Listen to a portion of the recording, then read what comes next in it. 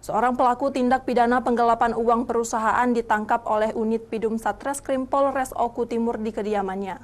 Tidak tanggung-tanggung kerugian korbannya mencapai 330 juta rupiah.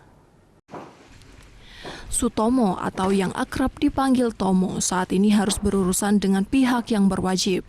Pasalnya ia nekat menggelapkan uang perusahaan tempat dirinya bekerja. Menurut pengakuan pelaku, dirinya nekat menggelapkan uang perusahaan tersebut dikarenakan terlilit hutang pinjaman online atau pinjol serta kebutuhan sehari-hari yang membutuhkan biaya sangat tinggi. Aksi penggelapan tersebut sudah lama dilakukan oleh pelaku selama 2 tahun. Selama itu pelaku berhasil menutupi aksinya.